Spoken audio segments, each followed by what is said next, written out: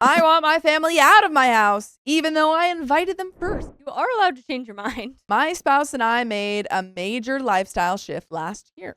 We were both burned out. He left a high-paying but demanding job to spend more time with our kids. And I work from home while also homeschooling. We sold our house to downsize and reduced expenses so we could focus on family and mental health. By the way, this comes from Apples and Oranges 987. And if you want to submit your own story, go to the r/OKStorytime subreddit.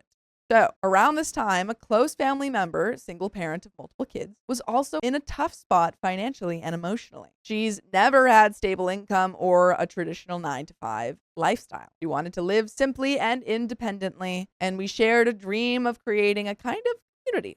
Shared lands for her and her kids, and mutual support. We found a rent house with a separate garage apartment. She moved in and contributes a small portion of rent and utilities, which doesn't fully cover her usage. But we agreed to it to help her get stable. The apartment is set up with a functional kitchen, and instead of slowly moving in and setting it up, she brought everything from her storage unit all at once. She previously lived in a 3-2 home, but is now in a 1-1 apartment with 4 people, so it's a lot. There's no room to move, much less install the fridge we offered. As a result, she and my nieces use our house daily for many meals, laundry, and most daily living, then usually camp out for the day. We never intended to share a living space like this long term, and she previously agreed a shared kitchen wouldn't work. Now, months later, it's become the default. I'm autistic, and I rely on structure, private time, and order to stay regulated, but her lifestyle is the opposite. Free-flowing, a little routine, and very social. I've been quietly burning out, trying to make it all work while still maintaining my job, household, and homeschool schedule. We tried setting a shared meal schedule, but I'm still doing the majority of cleanup and kitchen labor. She hasn't been making progress towards independence. The kitchen is still non-functional. It's hard to get good airflow because of all that stuff. And she has a dog and cat inside, and we feel stuck. My spouse and I are the only ones initiating conversation or change, and I feel deeply misunderstood. Like I'm the problem for needing privacy, structure, and space. Their family dynamic is more of sweep things under the rug and deal with it. Well, I'm more vocal. He doesn't like the arrangement so far either, but he does feel a duty as her big brother to just take care of everything. She and I used to be emotionally close, but that connection feels broken, and I don't trust there's room for honesty without conflict or defensiveness. We've decided that my spouse should have a one-on-one conversation with her to gently and curiously open up about how this is affecting everyone. I don't feel safe or ready to be part of that conversation yet, and I'm trying to emotionally and practically survive until it happens.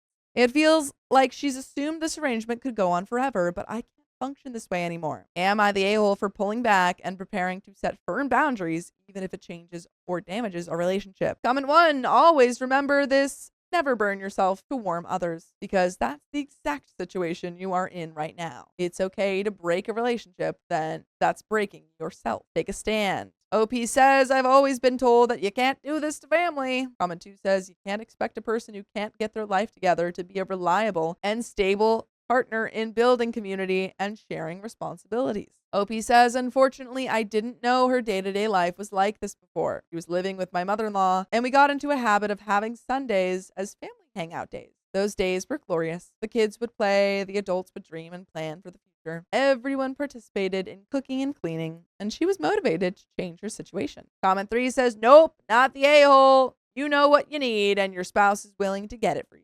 Your sister-in-law should modify her behavior and that of her kids to keep everyone's peace. She for sure needs to donate or sell off a lot of her items to make space for her children. Can you lock the door to their intrusions? I'm being serious. If you have to, for the sake of your sanity, can you come up with a cleanup schedule? If it's her mess, then she should clean it. Ideally, she should get a storage locker for all her extra stuff and get her kitchen set up. Maybe then you can keep them out of your space. Shouldn't tolerate any foot dragging on this point, since it's the root cause of a lot of your problem. Opie says, yeah, these are the hard things. We knew she only has so much income, so we really talked the detail of it before, but not so much since. I'm assuming she's moved all of her stuff from her storage unit at first to get rid of the monthly bill. But I'm not sure, so I don't know if she can afford another one. We discussed beforehand that sharing a kitchen would not be ideal, but here we are. I thought we would share the kitchen for a week or two tops while she got everything in order, but she moved in the middle of March. I have talked to her in person and through text about our space and set up a shared meal calendar that gives my family complete days without having to do shared meals. But she always needs something in the house. Needs to cook something, grab something they left, work on a project that there is no room for in their space, etc. So yes, I locked the door, but we're still going to get anywhere from 1 to 5 texts a day asking if they can come over for something. I feel really petty reading my words, honestly, but I don't feel petty. And there is an update, folks, but do you have any thoughts? I mean, no, she's driving you nuts. We need to, it's exactly what you said. We just need to set that boundary and get her out. Get her out. Get her out. You don't deserve this. And you She can't does feel not bad have if any she doesn't right. have it. No, that's on her. She had all Had this time. She had You all saved her this so time. much money with her getting her much. stuff out of the storage unit. Yeah, truly. And if she has not, adequately prepared herself, that's on her. I posted this Friday night, and with the weekend, he hasn't had a chance to be alone to talk with my sister-in-law, so conversation is still to come. However, her attitude and body language is definitely oozing that she's very upset and frustrated, especially with me from the coldness she's giving me. I don't know what motivated her, but today she made space for the fridge and they went and got it. I do not think that this is a sufficient fix for what has been going on. So my husband is still going to talk with her and clear the air. We will definitely be more protective of our time, energy, and space. And if this continues to not work and feel like an uphill battle, then we'll have to go our separate ways at the end of this lease. And there is a second update. They escalated. The tension never really settled, and a Sunday dinner became the break point. Right before this dinner, she spent about 5 days avoiding us because I told her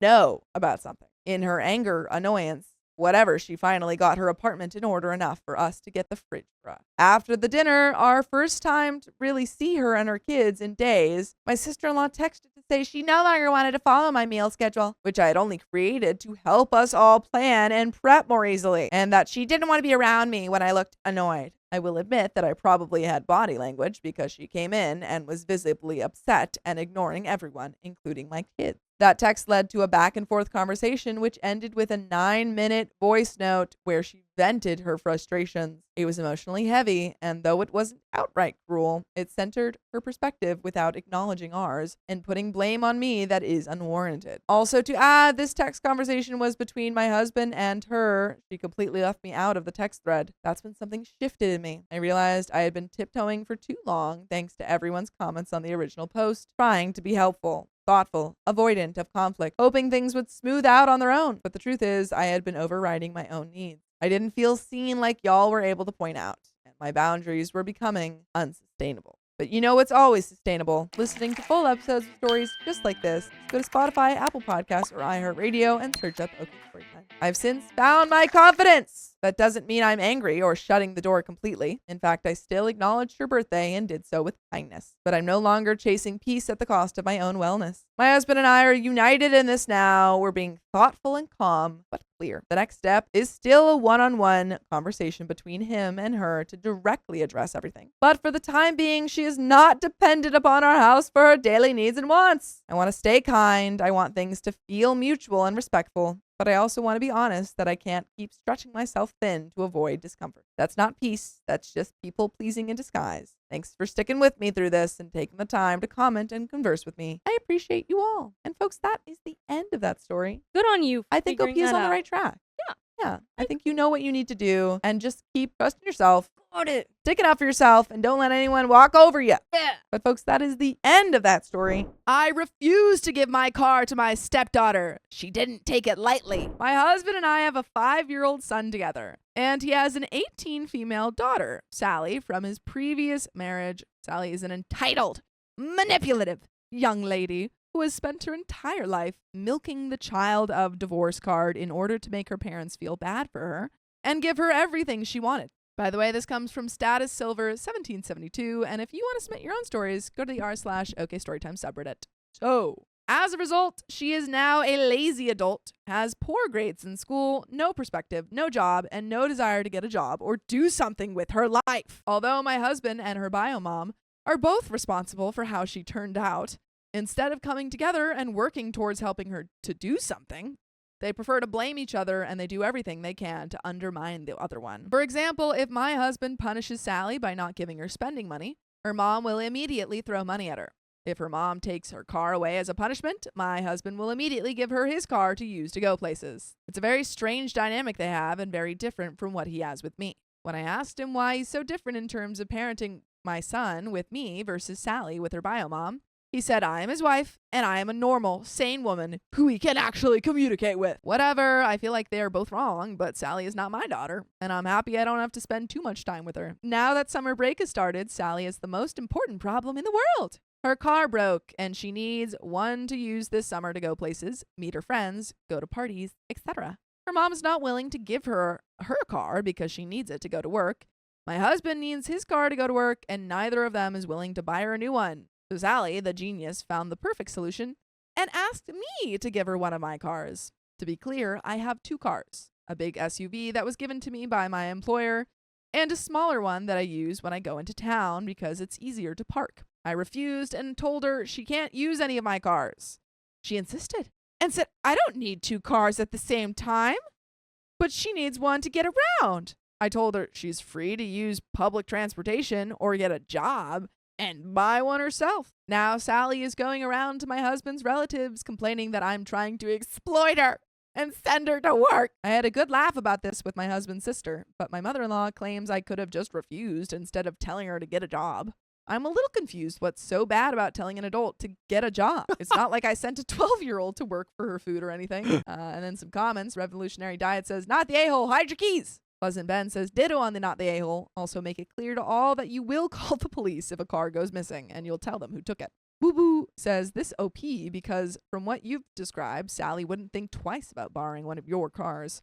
And if the SUV is a nicer vehicle, that is what she'll likely take, especially as her friends will all fit. Make it clear to both her and your husband that if either vehicle is ever missing, you will report it stolen. And press charges. Dramascus says, if you start getting messages from her family members about how you are trying to manipulate her into getting a job, you need to confirm that crap as clearly as possible. You are trying to make her get a job and will continue to do so as long as you can. You have the opportunity to erase some of the damage done by her 2 enabling parents.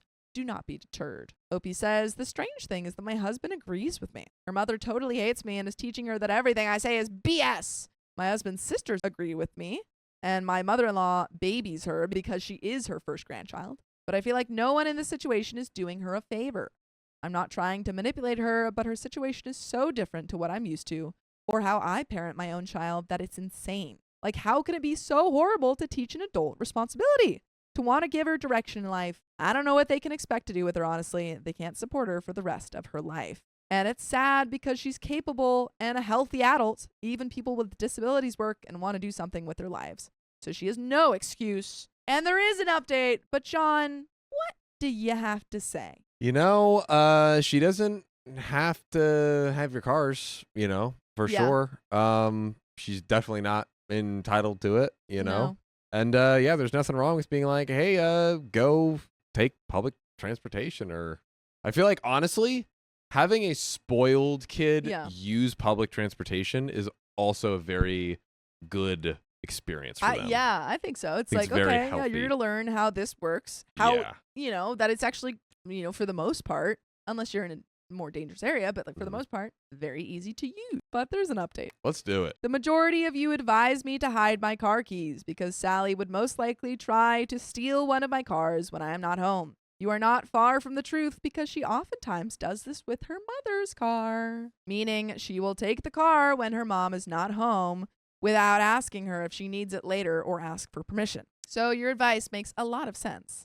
However, I refuse to do such a thing in my own home. I believe if I end up in a position where I have to hide my things in my own house, we'll have a bigger problem that needs to be solved. Also, where does this stop? Today I have to hide my car keys, later my money, later my purse? This is not the kind of life I want to have, and it never happened to me as a teenager/young adult. When I used to live with my parents, I knew where everything was. Car keys, money, documents, jewelry, etc.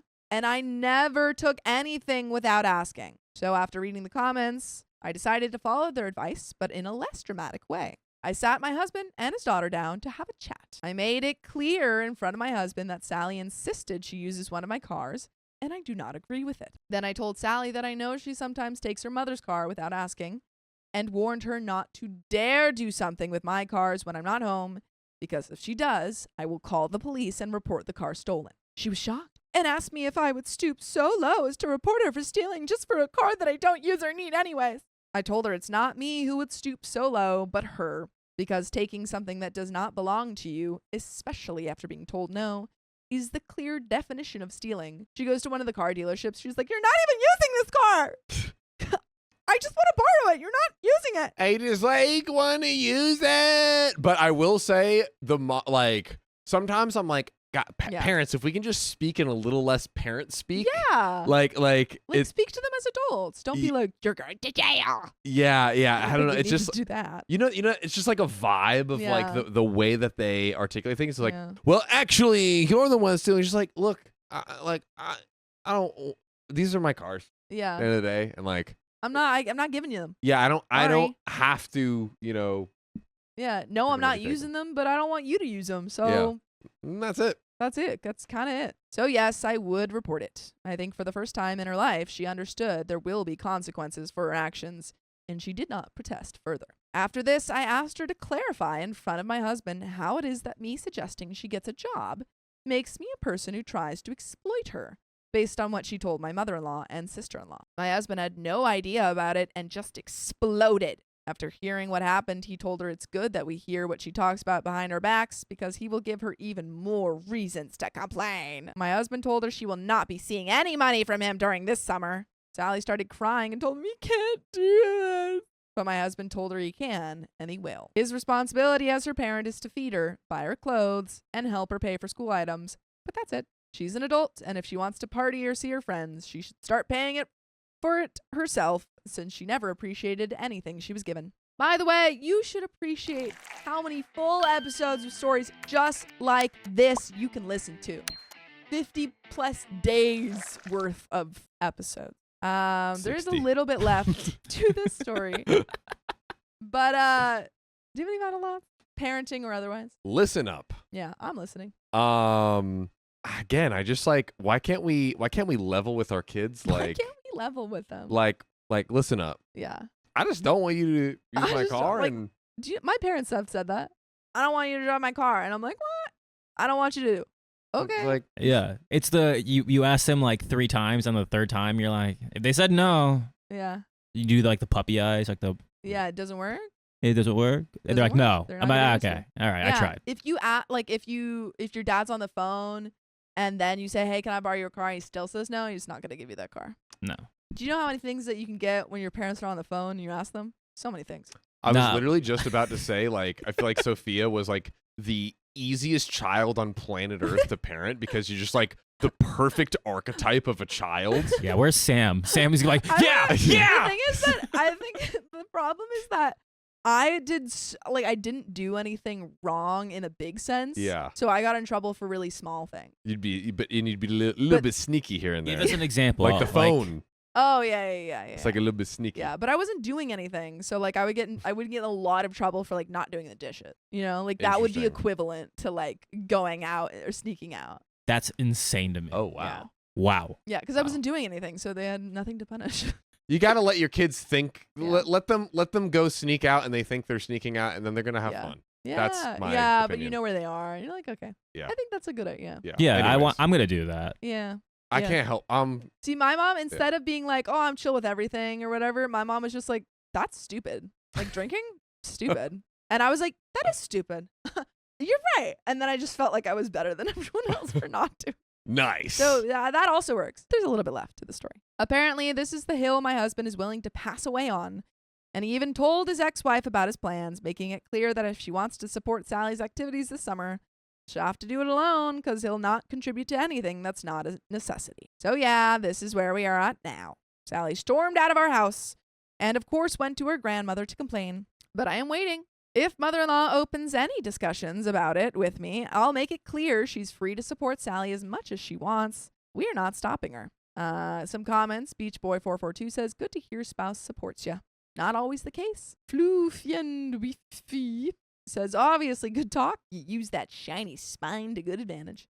Limitless Megan says, a shame he waited until she was an adult to actually parent her. Great point. limitless Megan. But hey, maybe him and his wife can actually get in the same bandwagon and make a dent in the child they collectively broke to get back at each other. I like you, limitless Megan. Was that your name? Limitless Megan. Excellent point. Great job. That was a great point. And I agree, limitless Megan.